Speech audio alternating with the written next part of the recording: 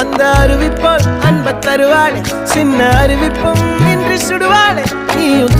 தும்மிடி ஆயுசு நூறாக என் உயிர் உன்னோட பத்திர சொத்தாக என் பார்வை உன்னோடு உன் பொம்மை கண்ணோடு பேசாமல் விண்ணோடு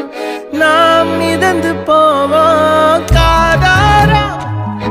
அடியானாலும் நான் தாங்க மாறோடு